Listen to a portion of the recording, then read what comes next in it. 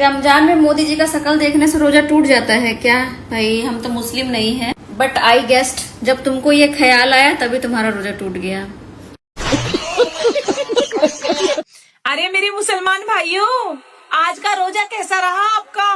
और हाँ, रोजे में अपनी हिंदू बहन को मत भूल जाना। सीर खाने जरूर आऊंगी ईद पे। और हाँ, ईदी भी चाहिए मुझे मेरे भाइयों से। रोजा मुबारक हो।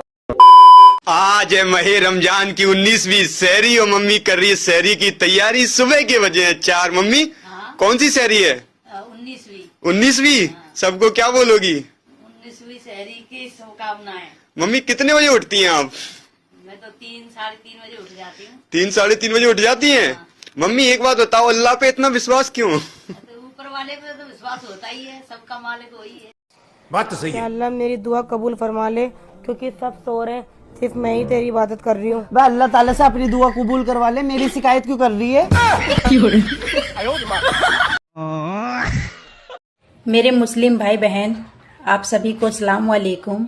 रमज़ान मुबारक हो और सब खैरियत।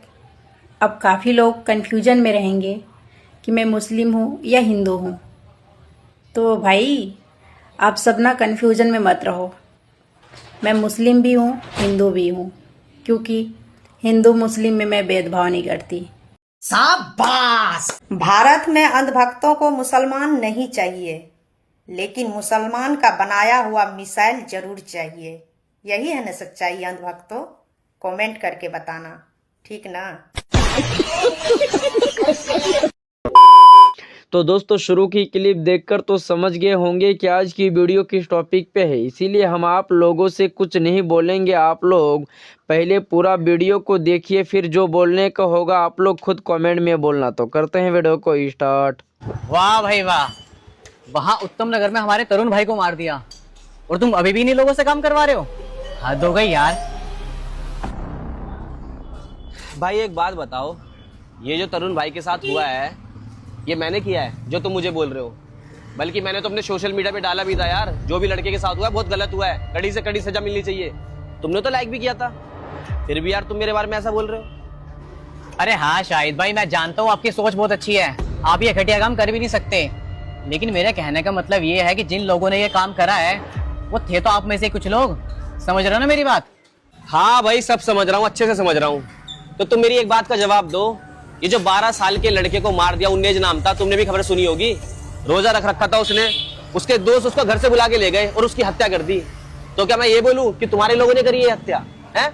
कमाल की बात है यार। या वो जो 40 साल की रोशन खातून नाम की औरत थी है, उसकी हत्या कर दी। उसको मतलब ये लगा लो शराब के अंदर टॉयलेट मिला के पिला दिया गया, उसने भी रोजा रख रखा था और उसकी हत्या कर दी पीट पीट के। तो क्या मैं ये बोलूं कि तुम्हारे लोगों ने करी है? हद हो गई यार। मिल गया जवाब। अस्सलाम वालेकुम दोस्तों, तो आज हमारी टीम देखो पूरी आ चुकी है। राधे राधे दोस्तों। तो जो हिंदू है या मोमडन जो भी है वो राधे राधे का जवाब दे और अस्सलाम वालेकुम का भी जवाब दे। हिंदू मुस्लिम कोई झगड़ा मत, हाँ झगड़ा मत करना। जैसे यार प्यार मोहब्बत बना के रखो, भाईचारा बना के रखो, क्यों लड़ रहे हो आपस में? हम झगड़ा वैसा कर लेते फिर एक हो जाते हैं हाल ही। हमारा वैसा झगड़ा नहीं है।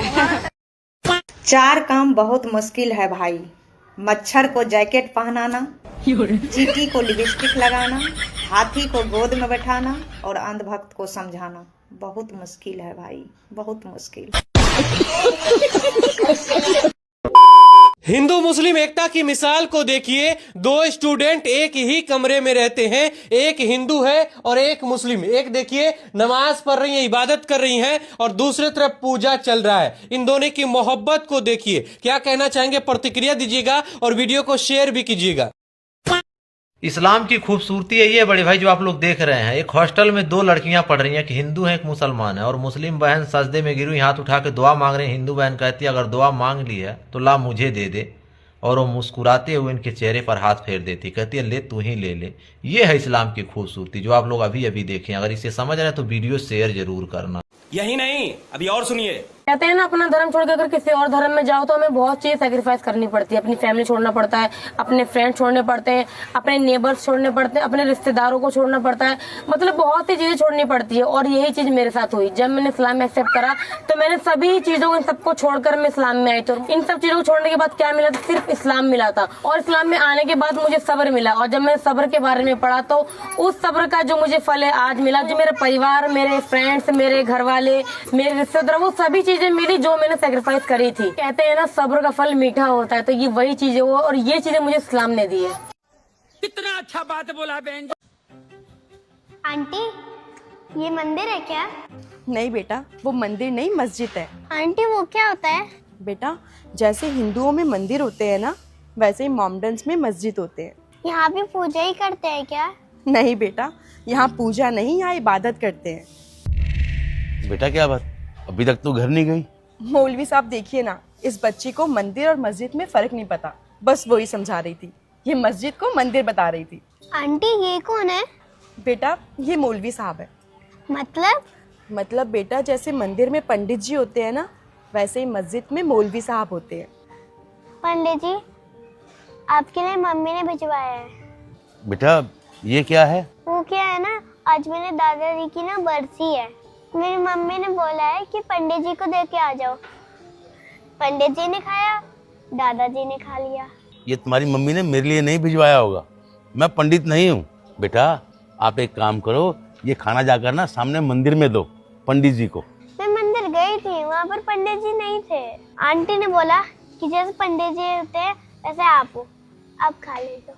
बेटा वो बात तो ठीक है, लेकिन ये खाना ना मेरे लिए नहीं है। हाँ हाँ, ये खाना आपके लिए नहीं, ये मेरे दादाजी के लिए है। अगर आप ये खाओगे ना तो मेरे दादाजी को ऊपर हलवा पूड़ी मिलेगा। बेटा अगर मैंने ये खाना खा भी लिया ना तो ये खाना तुम्हारे दादाजी तक नहीं पहुँचेगा। लेकिन क्यों? क्योंकि बेटा मैं मस्जिद का मौलवी हूँ, मंदिर का पंडित नहीं। लेकिन दोनों तो एक ही होते हैं ना। शाबाश बेटा। मेरा जो मैं बात बोलने जा रही हूँ शुरू से आखिरी तक सुनना। कुछ हिंदू भाई बोलते हैं कि मुसलमान के लिए हमारे हिंदुस्तान में कोई जगह नहीं, तो हम बोलना चाहते हैं, सच है कड़वा लगेगा, कि एक बात आपको बता दे रहे हैं कि हम लोग से कई गुना, ठीक है, वो लोग नमाज करते टाइम जमीन को चूम लेते हैं। हम लोग बताओ, हम हिंदू लोग क्या किए हैं? ये चीजें मत बोलो, कभी किसी को मत कहो, सबका ये हिंदुस्तान है, ठीक है।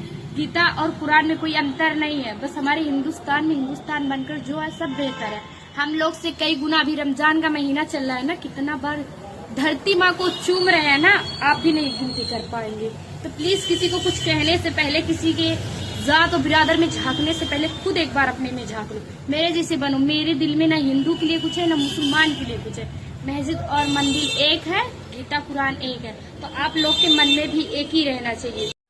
हाय हाय, इतना सुकून। तो मेरे दोस्त हिंदू भाई भी कमेंट करे, मुस्लिम भाई भी कमेंट करे, एक बात सच बताना, क्या मैं ऐसे रुपट्टा बांधने से मुस्लिम हो गई? नहीं ना। तो ऐसा कुछ नहीं, अगर इसको मैं हटा दूं, ओढ़ लूं अच्छे से सर पे, तो क्या मैं हिंदू होगी? नहीं। कपड़ा चेंज करने से ऐसा नहीं होता है कि मैं रुपट्टा ऐसे ले ली तो हिंदू होगी, मुस्लिम होगी, ऐसा कुछ नहीं होता है। सबसे बड़ा इंसानियत होता है। मैं सच में बोलूँ ना, मेरे अभी रमजान का जो इतना पवित्र महीना चल रहा है ना, इसमें मेरा सबसे बेस्ट लाइफ में जी हूँ। मुझे बहुत अच्छा लगता है। मेरे लिए हिंदू और मुस्लिम में कोई अंतर नहीं है। अस्सलाम वालेकुम। क्या? अरे मिजाज खैरियत कैसी है? क्या बोलती रहती हो? अरे कुछ नहीं, उसका डिफॉल्ट सिस्टम है, पूछ रही है कैसे हो। अच्छा, खैरियत से तो हो ना? अच्छा, मैं ना तेरे लिए शर्ट ले रही थी, तो तुम्हें बताओ कौन से कलर की ले लूं? सुख, सब्र या जर्द? तो कोई भी ले ले, मेरे को कुछ समझ नहीं आ रहा। तुम्हें जो मन हो वो ले लेना। अच्छा चल ठीक है, मैं खुद ही से ले लूंगी, तुझसे क्या ही पूछूं। चलो अब इजाजत दो, मैं निकलती हूँ। क्या? अरे मतलब अब मैं जाती हूँ, बाय बाय। क्या बोलती हो? हाँ, नहीं समझ में आया। अंडो, तुम्हारे पोपो ने पहले तुम्हारा ढोल बनाया और अब देश को ढोल बना दिया है। जो आ रहा है बजा के चला जा रहा है, और साहिब देश में लोगों को आपस में लड़वाने में ही खुद को विश्व गुरु समझ रहे हैं। कभी कहता है कि हम विश्व गुरु हैं, दुनिया का सबसे ताकतवर नेता हमारे पास है, और कभी खबर आती कि 30 दिन की मोहलत मिली है, तेल खरीद लो। तो सवाल उठना तो लाजमी है ना, फीलिंग विश्व गुरु की नहीं, विश्व चेला की आ रही है। क्या हम सच में एक आजाद और संप्रभु देश है, या फिर किसी और की शर्तों पर चलने वाली कठपुतली बन चुके हैं? क्या अब हमारी विदेश नीति भी पैरोल पर चलेगी? कभी 30 दिन की छूट, कभी 60 दिन की मोहलत, और उधर दावे ऐसे कि हम विश्व गुरु हैं, हमारा नेता सबसे ताकतवर है, 1600 साल बाद शुद्ध हिंदू राज आया है। अजी घंटा। हकीकत और दावों के बीच का फर्क कभी कभी इतना हो जाता है कि लोग पूछने लगते हैं ये विश्व गुरु है या किसी और के इशारों पर नाचता हुआ नचनिया। अब हगो आप कमेंट में, तुम्हारा गू निकालो मैं। Welcome my friend Vishwa Guru. Oh, how are you, my friend? How are you? You're very big prime minister of all. No. Your people, country are very beautiful, my friend. Your country is Man University, big university. No. Your country is very beautiful, very biggest, more powerful. Your country, my friend, Vishwa Guru. Yes. No. Okay, my friend. My wife is your biggest fan. No, my friend. Your personality develop day by day. मजा आ गया भाई, मजा आ गया। तो दोस्तों आज की इस वीडियो को देखकर तो आप लोग हंस हंस के पागल हो गए होंगे। हमें तो यही लगता है कि आप लोग आज की इस वीडियो में हंसे होंगे बहुत। तो दोस्तों आप लोग वीडियो तो देख लेते हो पर चैनल को सब्सक्राइब नहीं करते हो, तो आप लोग आज चैनल को सब्सक्राइब करके ज़रूर जाइएगा ताकि आपको फिर से इसी तरह मज़ेदार वीडियो फटाफट देखने के लिए मिलते ही रहे।